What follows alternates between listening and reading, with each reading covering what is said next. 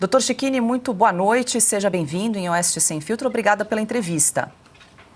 Eu que agradeço o convite, é um prazer imenso estar aqui nessa audiência sempre muito qualificada. Sou ouvinte do programa, sou muito fã do jornal.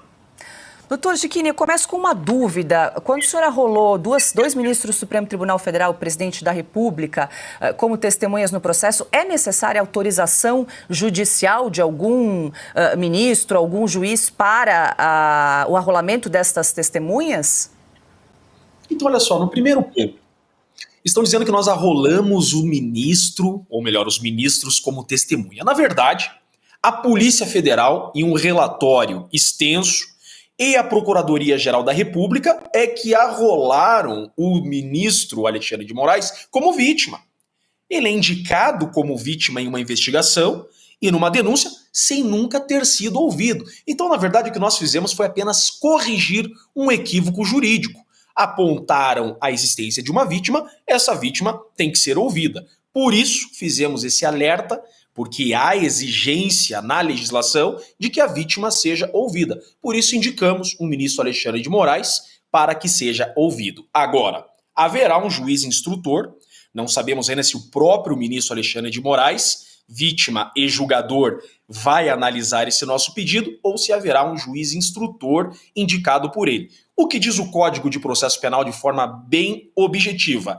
Que cabe à defesa indicar quem quer que seja ouvido.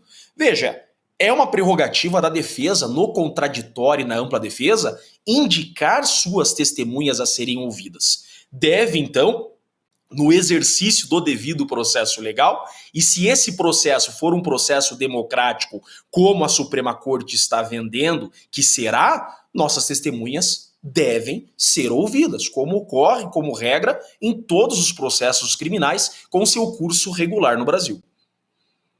Bom, então, só para ver se eu entendi direito, se houver aí o respeito ao devido processo legal, as testemunhas devem ser ouvidas, não precisa de autorização de nenhum ministro, seja o ministro Alexandre de Moraes ou um juiz instrutor. Exatamente isso. Cabe à defesa indicar suas testemunhas.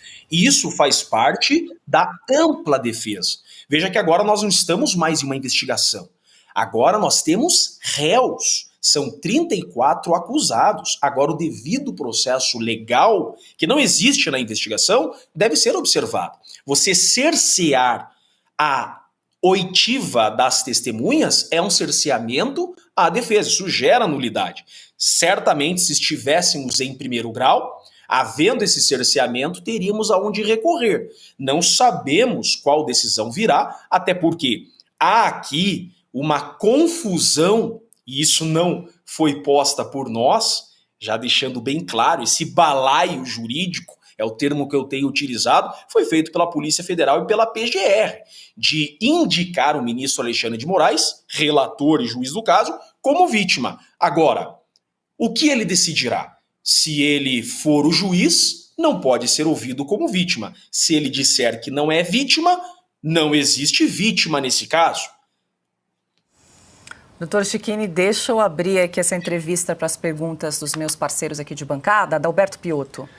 Doutor, boa noite, seja muito bem-vindo. É lapidar a sua definição e a descrição do direito brasileiro sob a lógica do Estado Democrático de Direito e também do processo penal. Mas vamos à realidade, se o senhor me permite, eu sei que o senhor está considerando também a realidade. E o senhor citou um dos pontos que eu já faria como pergunta, mas vou repetir aqui uma vez, me permita. Se o juiz, no caso o ministro Alexandre de Moraes, for ouvido como testemunha, ele está automaticamente impedido para julgar, porque é óbvio que uma vítima vai se dar razão. Quer dizer, eu espero que uma vítima sempre se dê razão, senão o argumento dela é inválido. Mas, enfim, partindo da lógica. Agora, o senhor citou aí esse balaio. O balaio é gigantesco, ele não para de aumentar. E os donos do balaio não estão preocupados nem com o Estado Democrático de Direito, nem com o devido processo legal e muito menos com qualquer coerência jurídica. Diante deste caso, doutor, o senhor me permite insistir nesse ponto. O que fazer e como fazer? Porque exposta já está essa série de absurdos. Mas, enfim, o que fazer num momento como esse? E o senhor tem plena consciência, já deixou isso muito claro, de que momento estamos vivendo e como estamos vivendo esse momento e quem é o dono do momento? Qualquer decisão é satisfeita para nós, e eu explico. Só há 3 decisões possíveis.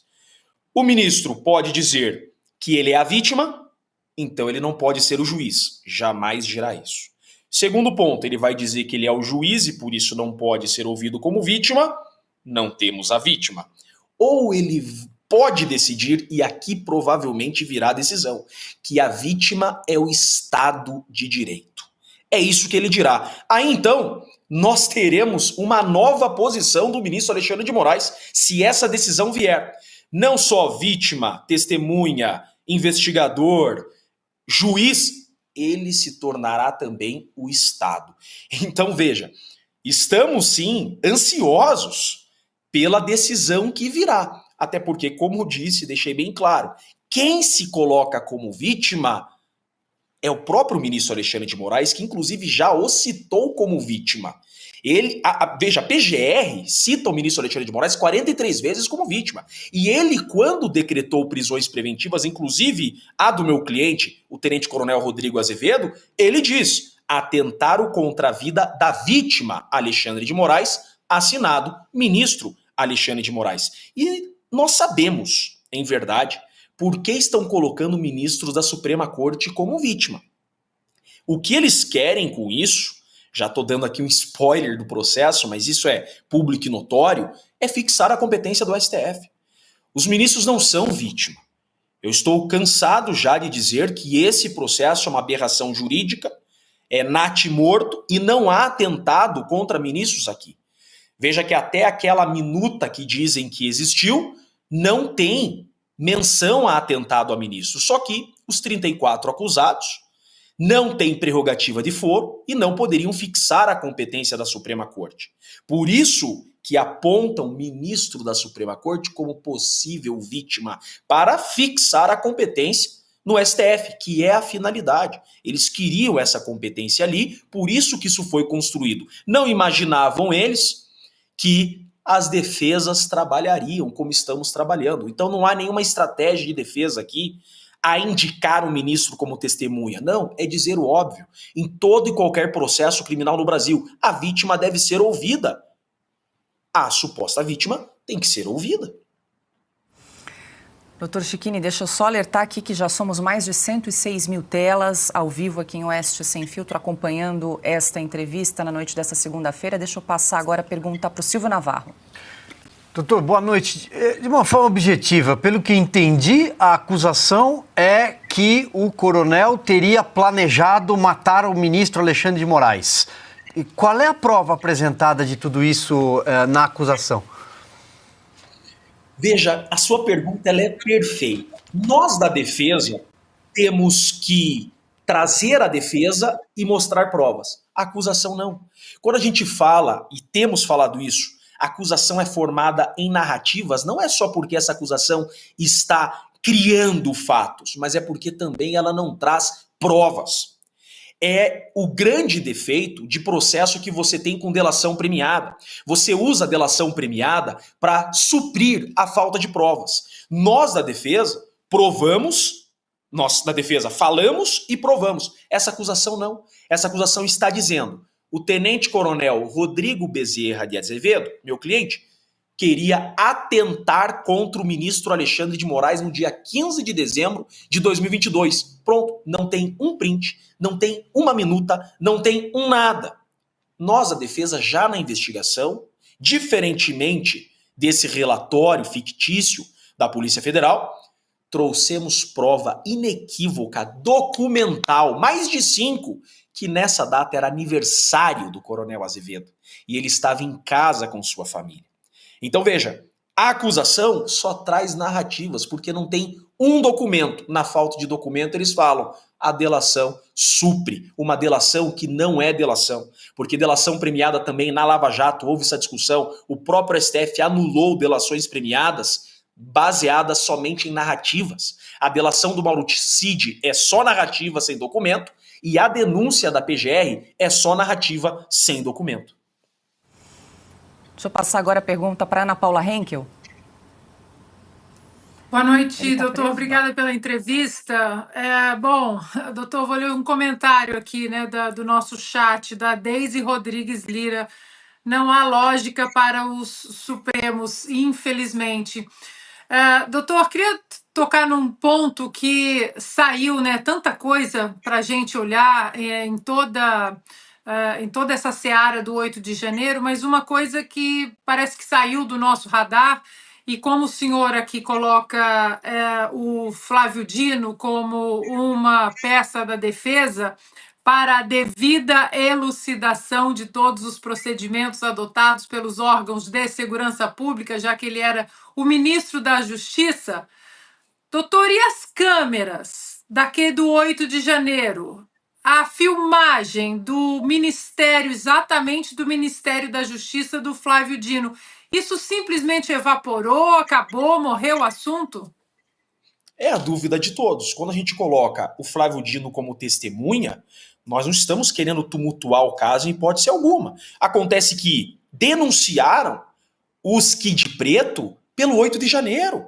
E no 8 de janeiro, a autoridade máxima da segurança pública do país era o Flávio Dino. Há muito a ser explicado. Por exemplo, o horário da invasão, militares no subsolo assistindo a invasão pelo celular.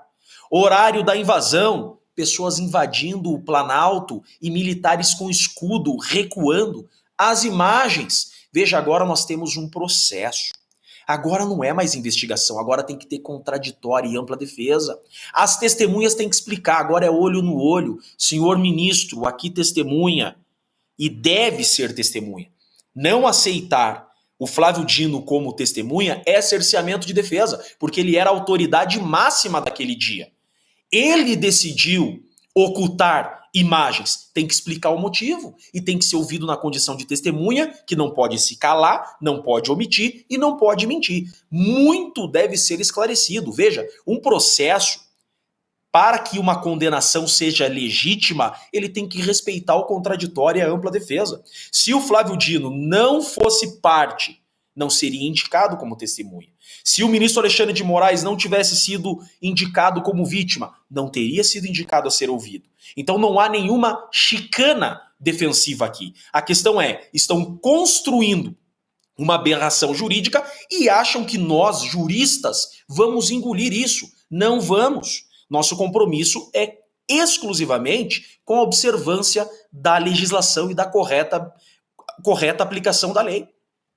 Augusto. Doutor Schiri, parabéns pelo desempenho, pela ideia. E uma pergunta: o tenente-coronel está preso desde quando e em que condições? Coronel Azevedo, gritantemente inocente, e está preso há mais de 4 meses. Eu peço licença para explicar, é importante que o Brasil saiba disso. Nós temos um tenente-coronel das Forças Armadas, um força especial preso, gritantemente inocente. Existem 2 fatos que imputam ao coronel. O primeiro fato, dizem que ele participou de uma reunião na casa do Braga Neto. Esse é o primeiro fato. Nós juntamos uma foto do iCloud, veja, o celular do coronel foi apreendido. Olha o trabalho que tivemos para conseguir uma prova. Porque sabemos, a acusação pode trazer só narrativas, a defesa não. Pegamos uma foto do iCloud, que no horário e no dia dessa reunião, o coronel estava em Goiânia num clube. A reunião seria em Brasília, 3 horas do local. Pegamos a entrada dele com digital no clube, horário de entrada e saída. Primeira prova que demos ao delegado de polícia que ele não estava nesse dia 12, nessa reunião. Vem na denúncia da mesma forma como se nunca tivéssemos apresentado essas provas. Segunda acusação contra o coronel, que no dia 15 de dezembro, que era aniversário dele, ele iria atentar contra a vítima, ministro Alexandre de Moraes. Por isso Alexandre de Moraes como testemunha. Precisamos saber se é um crime impossível, onde o Alexandre de Moraes estava. Precisamos saber se houve início de ato de execução ou não. Né? Então, e nessa data, nós provamos com cartão de crédito, com nota fiscal, com testemunha, mais de 5 provas. Ele estava em casa, no dia e no horário, jantando com a sua família. Nada disso serviu. E veio a denúncia e ele está preso, como se nunca tivéssemos apresentado provas inequívocas de sua defesa. E como é que ele está, doutor Cecchini, psicologicamente, aí 4 meses preso? É um kid preto, né? Força especial, tá muito forte, confiante na inocência. Eu afirmo a vocês, esse processo não está perdido. Não vamos jogar a toalha. Nós acreditamos na absolvição. O povo brasileiro pode ter esperança, porque eles não imaginavam que os acusados teriam defesas preparadas. Nós não permitiremos que esse castelo de areia prevaleça. Nós iremos atacar com força total, com muita força, prova por prova, esse processo. É uma farsa, é uma acusação criada contra 34 inocentes e nós vamos provar isso, a ponto de não sobrar nada para a acusação e não ter como criar uma condenação. A vergonha da acusação será tamanha, através da defesa efetiva que faremos, que os 34 serão obrigados a serem absolvidos. Senão ficará escancarado em definitivo a perseguição. Doutor Jeffrey Cecchini, quero agradecer mais uma vez a entrevista aqui em Oeste Sem Filtro, registrar que nós alcançamos aí 113 mil telas acompanhando essa conversa nessa segunda-feira. Uma boa noite para o senhor, bom trabalho. Eu que agradeço e continue, o Brasil precisa de vocês. Parabéns pelo jornalismo sério, pela imparcialidade e isenção. Vocês têm aqui um grande fã. Uma boa noite a todos, obrigado. Diga, Piotr, você quer comentar alguma coisa? Não, este advogado, o Dr. Jeffrey Cecchini, consegue defender todas as prerrogativas da defesa muito mais do que o tal do grupo que se intitulou Prerrogativas.